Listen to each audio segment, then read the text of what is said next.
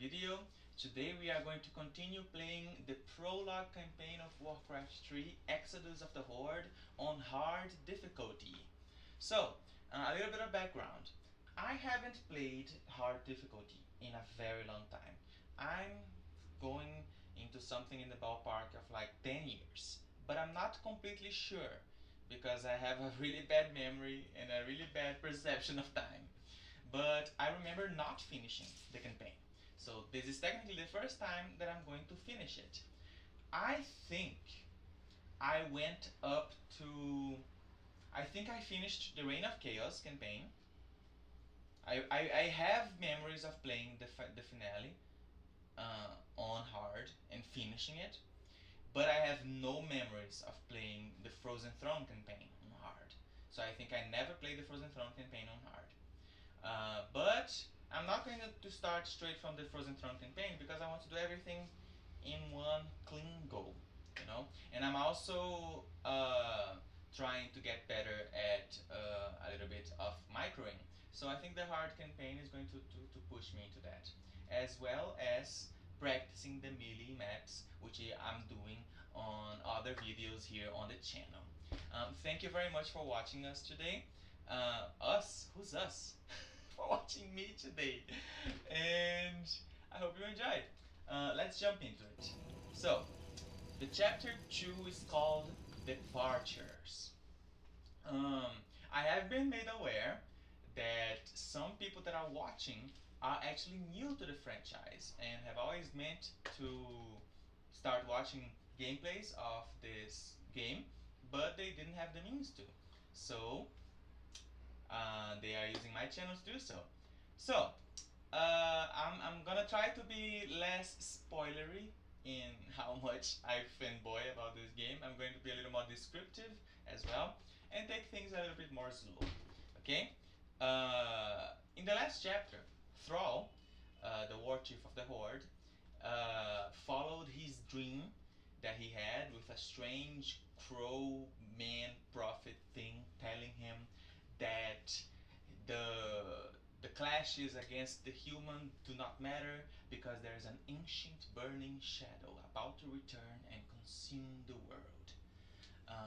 He woke up to this man telling him to follow his voice. He followed his voice. His warriors fought through the forests in the Arathi Highlands until he eventually reached him, and he clarified that the demons are returning.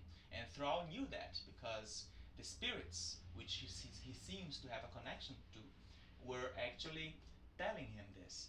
So, still following the prophet, 3 days later, Thrall is near the Lordaeron coast. It's been 3 days and this prophet has yet to show himself. I hope I'm not making a huge mistake by trusting him. War Chief, the clans are assembling as you ordered, but it will take them some time to reach us. Then we must prepare this camp immediately. I want my warriors to have food and proper lodgings when they arrive. Yes, War Chief. Warrior, has there been any word from Hellscream? He and the Warsong clan were supposed to have been here by now. No, War Chief. We haven't heard from Hellscream in some time. Damn it, Hellscream. Where the hell are you? Alright, so, Thrall has The managed blinking button at the top of the screen indicates that your quest journal has been updated. Tribes To find out under more one about your banner. objectives, click on the quest button. After the last war with the humans, the orcs have lost. The survivors were put into internment camps. And Thrall has been going around and freeing most of these captive orcs. And In now order to establish a base and he recruit more wants troops, to rally it the is entire necessary horde collect two to different follow types of the resources: prophet's instructions. gold The and prophet lumber. told him that the secret to survive, last chapter, he told him that the secret to survive would be to go west. So, in this chapter, we are going to see how we are going to do that. So, Warcraft 3 is a real-time strategy game. In this kind of game, you have a base, right, with buildings that are going to produce you an army, and you also have to manage your resources, and you also have to pay attention to your unit's health and how well they are dealing with the battlefield situation ahead of them. This is the second chapter of the first Prologue Campaign, so it's supposed to be a little tutorial, right? This is a peon, right? He is the harvester for the Orcish army. So we are going to have him harvest gold from this gold mine. Look at him go. Travel back and forth between the gold mine and your closest great hall. Here are a few additional peons. The narrator gave me kindly a few additional peons. The amount of gold that you currently possess is displayed in the upper right portion of your screen. As peons return to your great hall with gold, your gold stockpile increases. As the narrator is saying. Just placed a rally point for your structure. So, we shall continue. We are going to need more peons than what we have here right now, because unfortunately, an army needs more than just workers to work. You are going to need warriors. To have warriors, you need to build special unit production buildings. For the orcs, this is the barracks that the peon is building right now. You know what's always going to be good, what's also going to be good about this gameplay is that I'm going to really try to pay attention to the units and how they work, you know, their armor types and the type of damage that they deal, so that I am better prepared to handle them in the melee matches.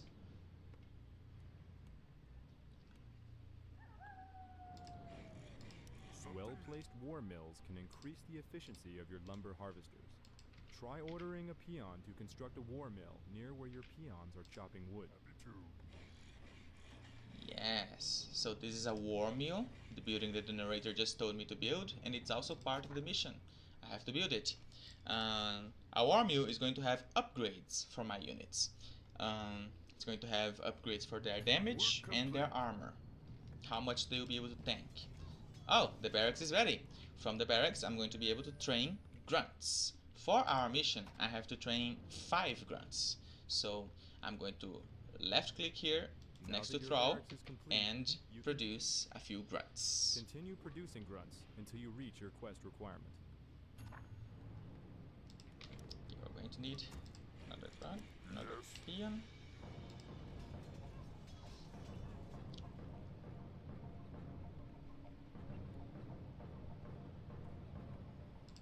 Alright.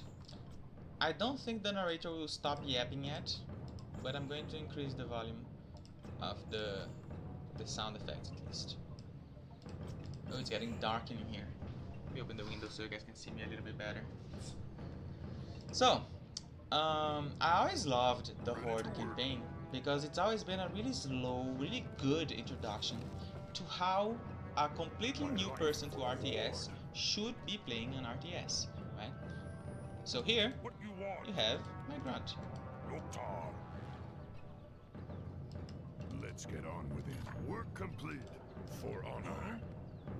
I have to build 5 grunts to be ready for the mission. War mills contain various upgrades that can be researched to improve your troops. I just told them that, my dude. Available, select your war mill. So here are All the upgrades appear as buttons in the war Still mill's melee command weapons card. will increase the damage of certain left units, click on the one you and want to purchase. increasing in researching steel unit armor will increase their armor. Yes.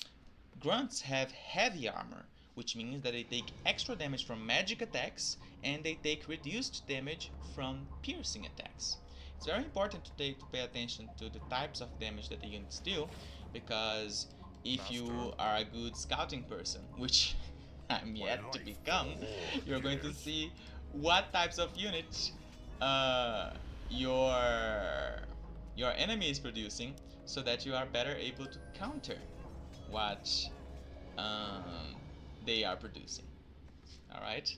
For example, if your enemy is producing mass riflemen, which is a human unit that deals a lot of piercing damage, your grunts are going to become very good, very effective against them, because they tank a lot of damage from piercing damage.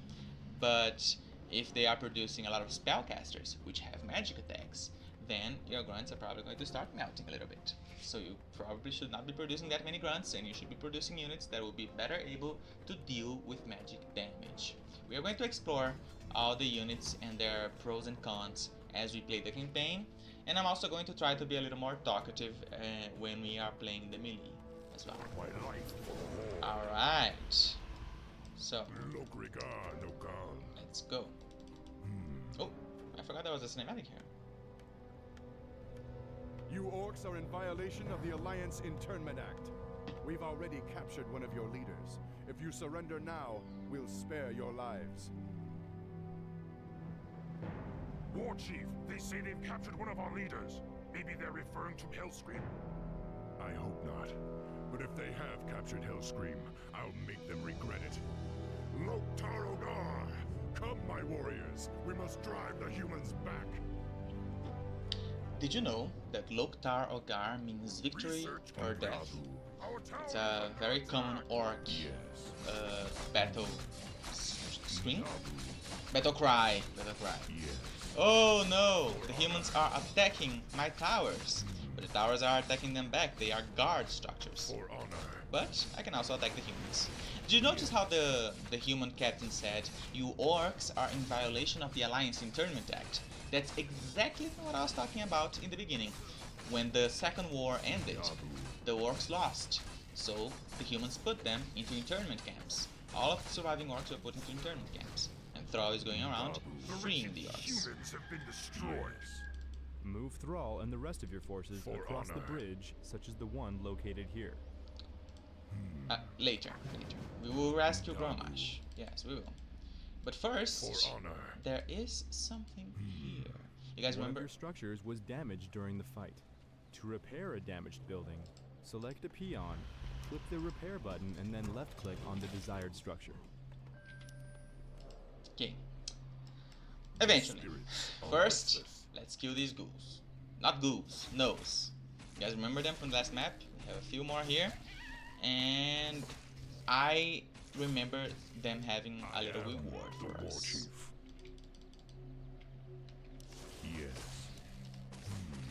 So, let's get this grunt off of here. It's very important to micro your units, especially when you are against dumb AI, right? Because AI will just start ignoring units whenever they they lose sight of a wounded unit that they are currently attacking. I got supply block type right here. Since I was focusing on explaining the lore and the cinematic and what happened, I forgot that you need to be not constantly, but you need to pay attention to where and when you produce burrows. These little units here, you know, they produce food. All units take up some food. Grunts take up 3 food on your army, peons take up 1, and you have a limit that's determined by how many food production buildings you have. Since I have a great hall which gives 10 food, a burrow which gives 10 food, another burrow which gives 10 food, and another burrow which gives 10 food, my limit is 40 food. So I can only produce up to 40 food worth of units. It's very important to keep up my burrow production so that I can continue training more units and making my army stronger to assault my enemies.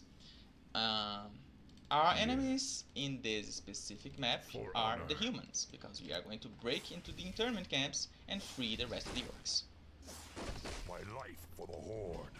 I'm going to keep training orcs as much as I can, because in this specific map, there are no like there is no true base building. You know, I only have grunts and peons, and those 2 little upgrades on my war mule. Eventually, we are going to get access to a lot more.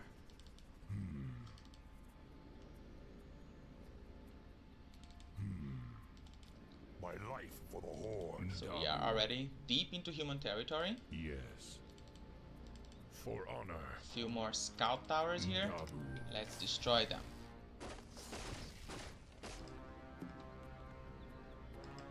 something need doing? So, you guys probably noticed there's also this little no upkeep thing here. In Warcraft, there's this little thing called upkeep, which is a cap on how much food you can have worth of army until it starts becoming expensive, keeping this army fed and maintained. This is represented by upkeep. As long as you have up until 50 food, you have no upkeep. So your peons are going to mine the full amount of gold from the gold mine, 10 gold each peon. But if you go over 50, 51 up, you're going to have low upkeep. So your peons are only going to mine 70% from the mine. And if you have 81 food or higher, you have high upkeep. So your peons are only going to mine 40% of food. It's also a very interesting element from the Warcraft 3 RTS gameplay that makes it more interesting to balance how much power your army has versus how much more powerful you can get without jeopardizing your economy. So it's a very tough act to balance. But when you know, you know. If you know that you can afford to have an economy that will not have their full income, because you probably have like 2 gold mines controlled or 3 gold mines controlled if you are playing like a very huge game or a campaign map, then you're going to be fine. Your army has grown to such a large size that it now requires a portion of your income to sustain it. This maintenance cost is referred to as upkeep. So, that's what I just explained. Alright, so the orcs, as you guys have noticed, are very tribal, very shamanistic people. Thrall is a shaman, just like this unit here. They are very deeply in contact with the elements, with the spirits of their ancestors. Orcs revere this kind of thing very much. I leveled up, so I can now pick another spell. We're going to level up Chain Lightning, which is our best spell available. How can I help? When you control multiple spellcasters at the same time, it often becomes necessary to quickly switch between them Here to cast their you have individual the Rifleman that I mentioned By earlier. using the sub-group interface, If you are not watching my having to melee try to select them videos, individually. then you are probably not familiar with Notice that how the currently varied selected the units are units are. displayed in the bottom middle portion of your screen by little The portraits. narrator is explaining a few details about how the highlighted with Y the yellow works. This means that it is the currently activated subgroup. Here we have a little more You can humans to switch kill. between subgroups by pressing the more tab key orcs or left to clicking on save. one of the portraits that is not highlighted. This activates that subgroup and displays their spells in your command. Yes, press tab to alternate the subgroups. Direct me. Yes. Yay, now this is going to be Let's get on with it. more orcs for my army. How can I help? Probably need a few more portals. More. Under attack! War Chief, we Nice. found where they're holding Hellscream, but the area is protected by fortified guard towers. Ooh. Then destroy them. Hellscream must be freed. So, I don't remember what is the I am change the War Chief. between normal and hard. I don't think there was any change in the first chapter. In this chapter here, I think there were no footmen. Now there are 2 footmen here. I think they didn't change too much because they were thinking of the people that are like kind of crazy and decide to play to play a game for the first time already in the hardest difficulty. So they were like, okay, these people will also need to play the tutorial because they don't know how the game works. So let's not make things too difficult because this is a demographic that's real and exists. Let's focus on the towers. Work complete. Work complete.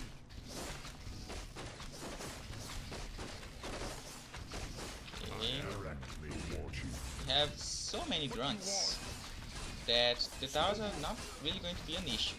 I'm not gonna need to micro that much.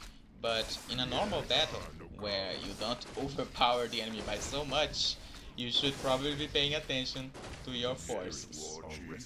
I'm very surprised that the towers are not focusing down the shamans, because they usually do. Alright, these are the towers destroyed. We are going to rescue Gromash.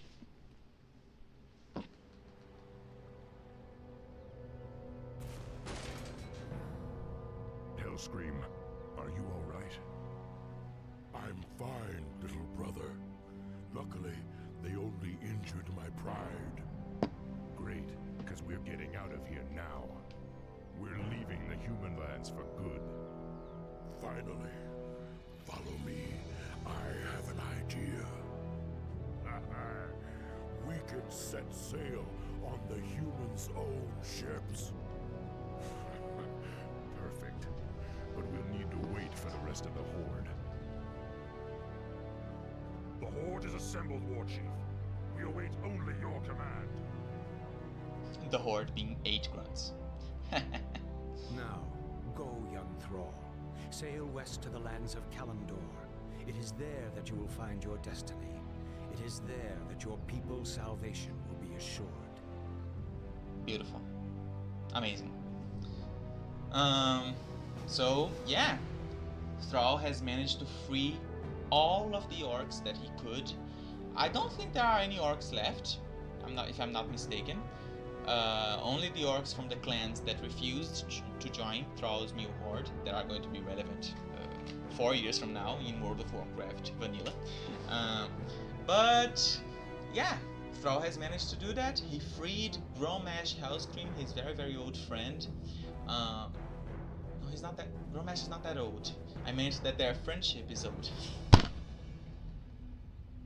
Anyway, thank you so much for watching. We are going to continue playing the campaign along the following weeks, and I'm very happy that the channel is steadily growing. We are now, the last time I checked, we have 10 subscribers. This is amazing. I never thought I would get even 5. Thank you so much to my friends who are supporting me, and to everyone else. Welcome. And I hope that you enjoy spending this time with me on Warcraft 3 and whatever other RPGs I decide to play in the future. Okay? Bye bye. Thank you for watching.